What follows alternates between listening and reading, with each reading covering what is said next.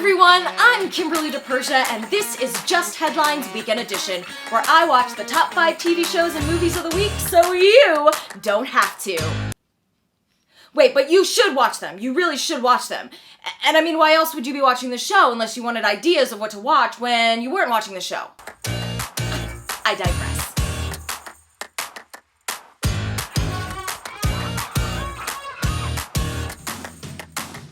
Top 5 TV shows. Okay, I'm extremely disappointed in all of you. Warrior Nun, my number 1 pick from last week, was not on the list. Seriously, why aren't you guys watching this?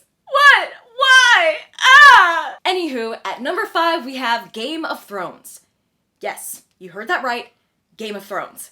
I mean, think about it. People are hunkered down, lots of people are dying, and we're all just kind of staying inside this socially distanced COVID life that could potentially last into the winter that will be coming. It's already August, for dragon's sake! Woo! Anyway, I do think that rewatching the show from the beginning, especially when you know how all the characters end up and like how the story ends, is actually really, really neat. I mean, come on, all that foreshadowing. At number 4, we have Yellowstone, which is about a bunch of ranchers in Montana trying to keep their land from elitists who I think are helped by the government. I don't know, there's a lot of courtroom stuff. Anyway, I really tried to start watching the show, but I had to stop. Okay, first off, it starts with Kevin Costner pity murdering a horse. Okay, it's already dying from a massive car wreck, it's not his fault, whatever, but like, couldn't they have put a disclaimer before that?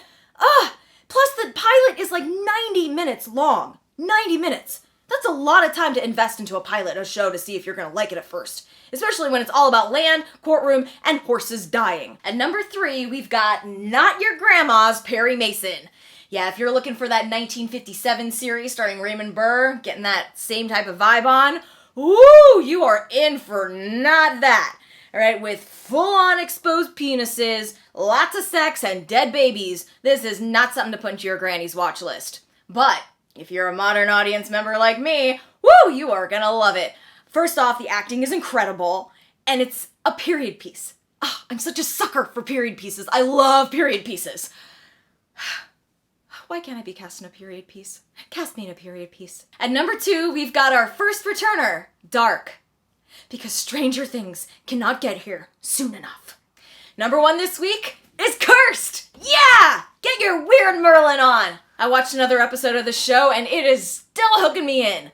Well, I'd have to say those illustrations that are the transitions between each kind of scene really get me. They're really cool. Check it out. Alright, that was a nerd vibe, but I have to say, they're pretty cool. And now, top 5 movies! Kicking 365 days off the list at number 5, thank you world, is Dil Bechara. Offered on Hotstar, Disney Plus's platform in India, it's being offered for free.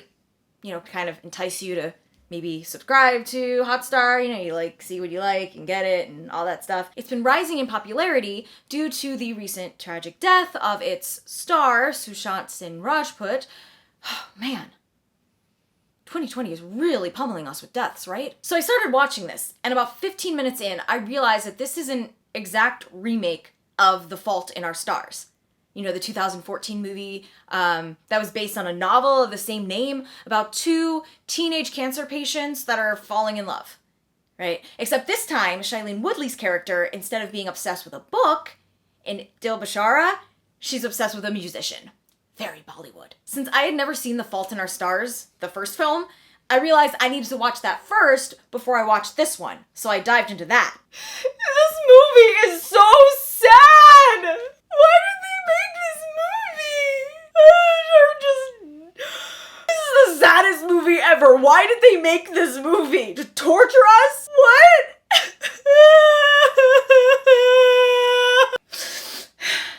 Anyway, after watching the original, I just couldn't do it again to myself. I'm sorry, people. I couldn't dive into Dil Bechara. But if you want to get your sobbing fix on and you've already watched The Fault in Our Stars and you don't want to watch that and you want to watch something new twist on it, and you want to cry again, this is your movie.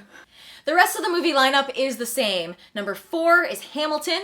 Number 3 is Palm Springs. Number 2 is still Greyhound. Why? What is wrong with you people? And number 1 is The Old Guard.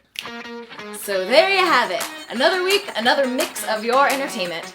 My personal recommends are, for TV shows, I have to recommend Game of Thrones because it's so freaking good, even the second time around. Just go ahead and do it, you have all the time in the world. And for movies, Hamilton. Because if you haven't watched it by now, what is wrong with you? Have a fabulous week, everyone. Thanks for checking me out, and see you next time. So there you have it. Another week of, nope. Have a fabulous week, everyone. Wow. So there you have it, another week, another mix of your entertainment. My personal recommends are... So there you have it, another week, another mix of your entertainment. My personal recommends are Game of Thrones because, I mean, why not rewatch it again? You have all the time in the world. And for movies, I forgot. Good one.